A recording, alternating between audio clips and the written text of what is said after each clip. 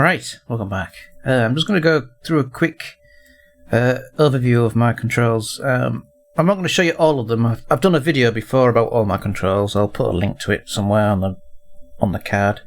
I'm just going to show you what I've changed. But first we need to go into the Logitech software doodad. This thing here. So we'll have a look at this. And then we'll go back to the controls.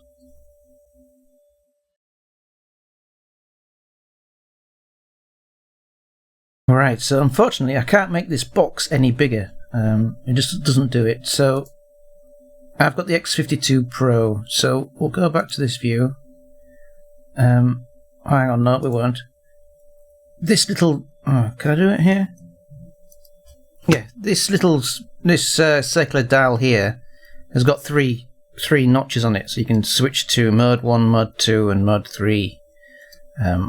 So you can have a whole range of buttons set on mode 1, and then on mode 2 you can change all these to you can assign a different button to them. So effectively you've got 3 times as many buttons as you need. Right, let's go back. Also, yeah, you've got a pinky switch as well. I don't know if you can hear that.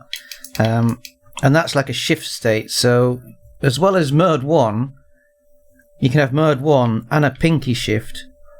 So when you press pinky and a button, that's another extra one. But I never use this, so I'm just going to delete it because it's too complicated. And we'll get rid of all of them. Right, so we've got rid of the shift state. We've got mode 1 and 2. You can rename these, like for example that could be propeller planes, this one could be jet planes. But we need to change this fallback state.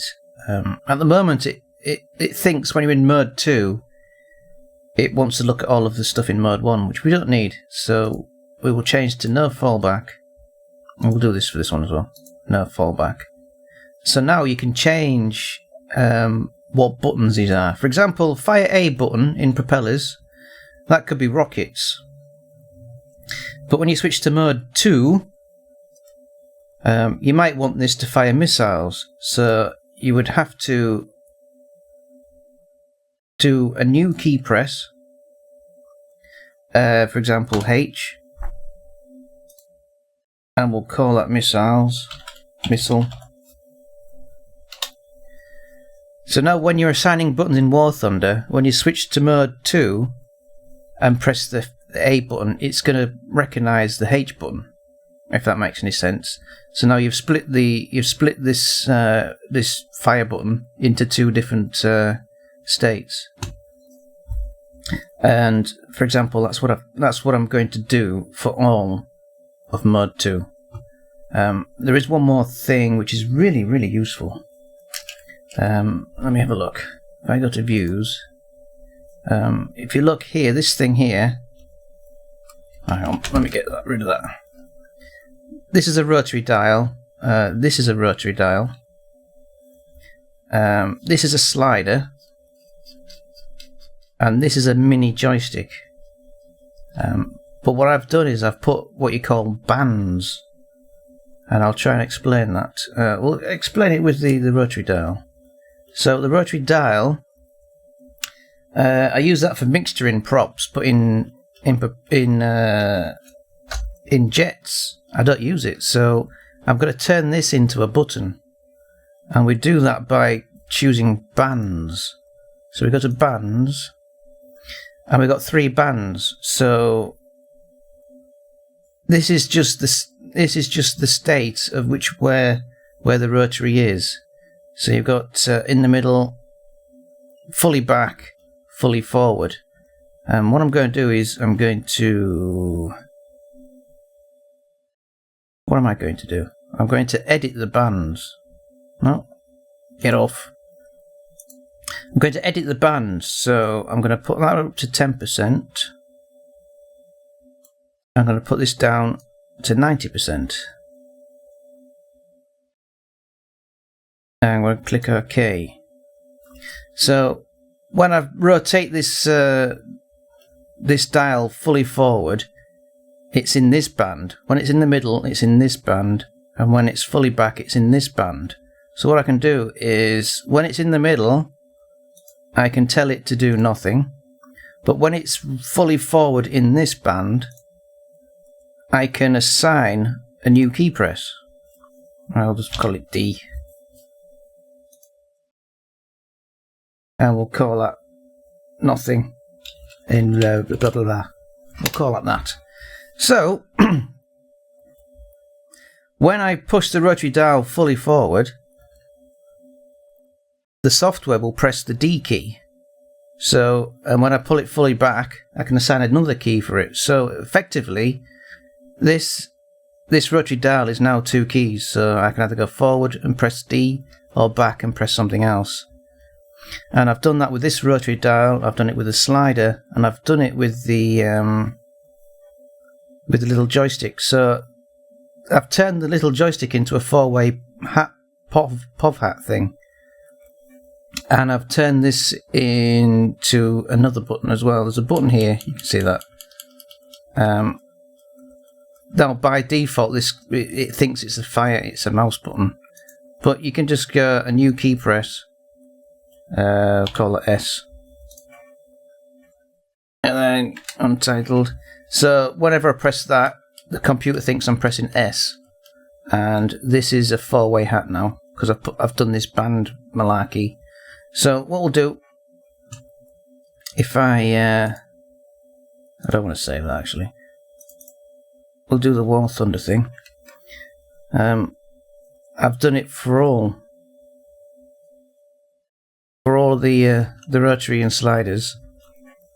If I go to missile jets, you can see, oh, there's a 4-way hat switch in front of here as well, and there's a mouse wheel with a button. It's on the other side. You can't see it though for some reason.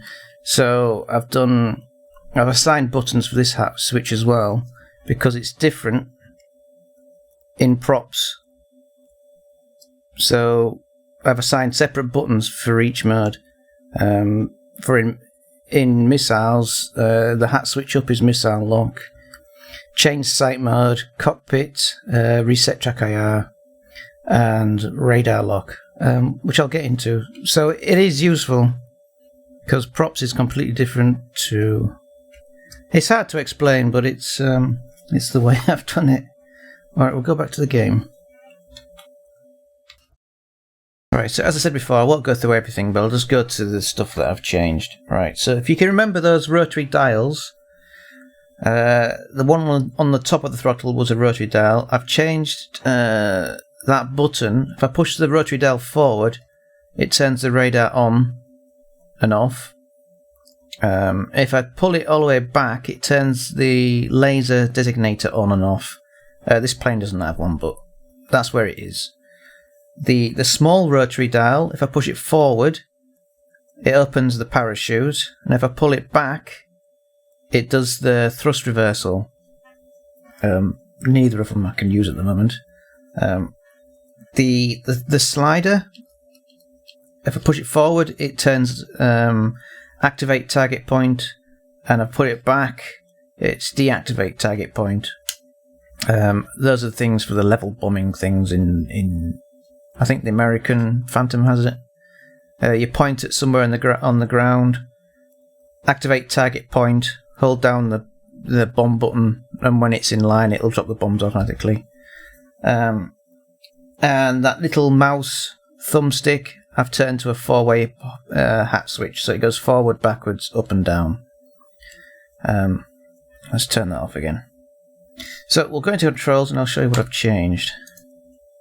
Right, so these are the controls. Yeah, so that's the radar on and off, and that's the laser designator. That was the big rotary dial, so radar on and off, laser designator.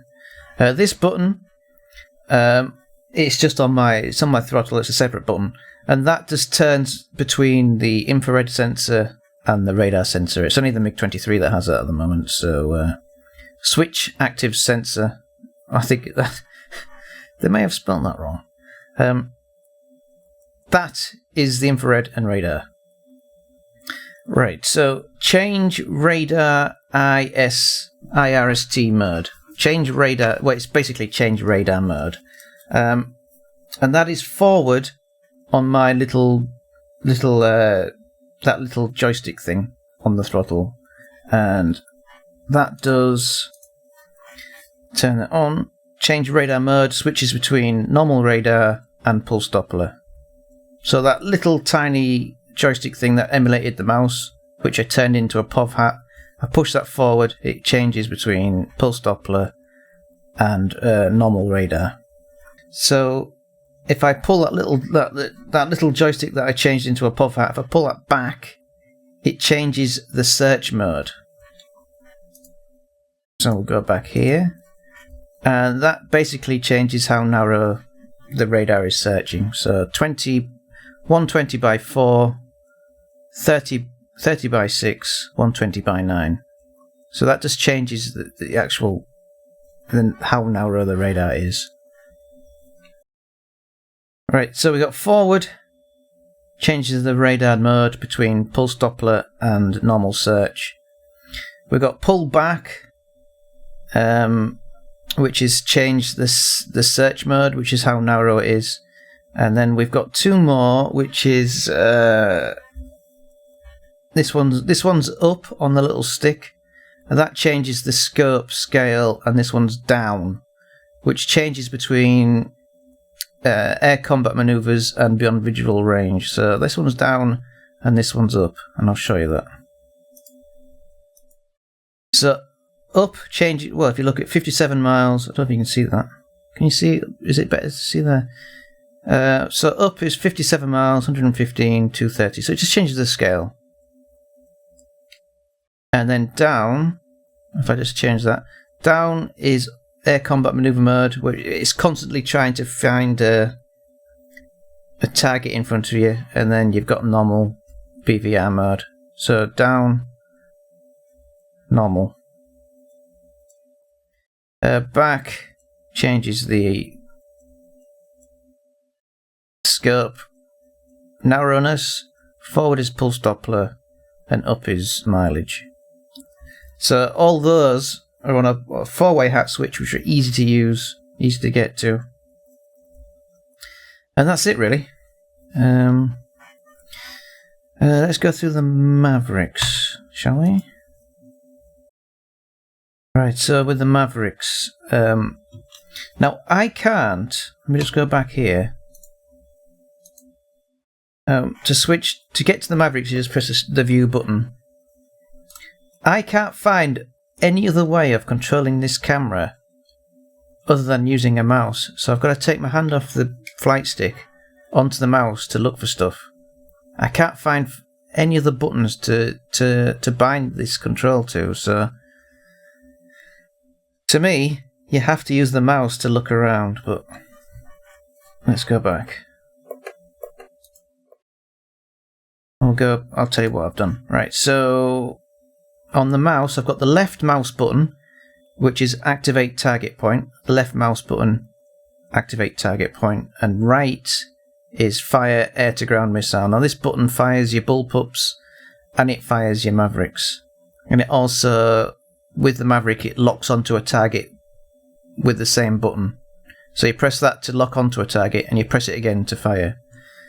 Now with the new Mavericks, you could press the middle mouse button. The middle mouse button could be zoom, but I don't have them yet. So yeah, so right mouse button, fire air to ground. Left mouse button, activate target point, and I'll show you that in a minute. Right, so if I go straight to the Maverick button, as you can see, it interferes with TrackIR.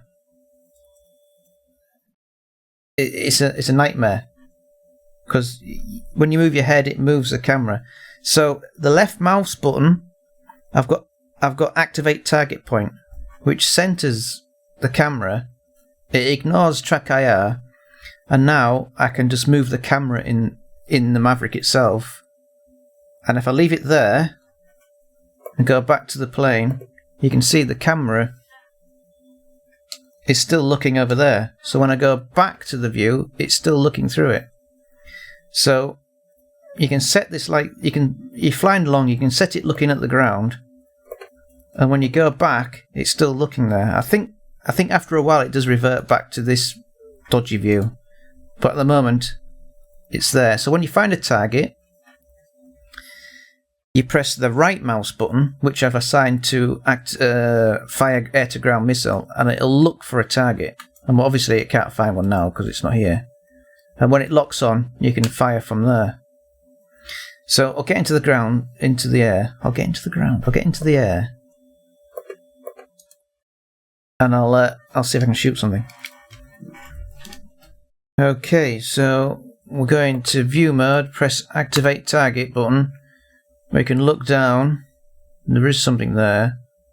I don't know if I can lock onto it straight away now. So I've got to. By the time, there we go. I've locked on. Now I don't know. I don't know where the. Maybe that must be a countdown on the back. Yeah, 3, 2. I'm not sure when you're supposed to fire, but we'll fire it anyway.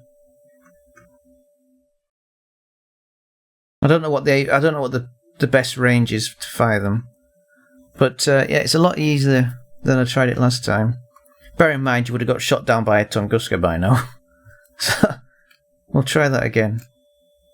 So you need a lot of range. Now, I said I'm looking at the hood, and I'm not sure where it tells me I'm in ideal range or not. I don't know. Okay, I'm a bit closer now. View, activate target point. There's a tank down there somewhere. There we go, we've locked on. I think we can fire.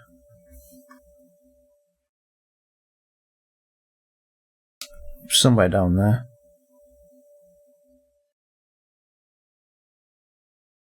But in tank sim I would have run away by now. There we go. So that seems to work. With the new, I haven't tried the new Maverick, so I suppose you could go even higher. I suppose you could probably get out of range of the Tunguskas, but that's the way I've got it to work. You still got to fly with your left hand. Go to view, activate target point, look for something, press air to ground missile, lock on, and then press again. Seems to work alright. And that's pretty much it, really. Right, so that's all I've changed, really. But I said the Mavericks are still pretty tricky to use. I thought I might be able to assign like another 4-way hat to control the Maverick camera, but it seems I can only do it with the mouse. But anyway. Alright then, I'll see you later. Thanks for watching. Bye bye.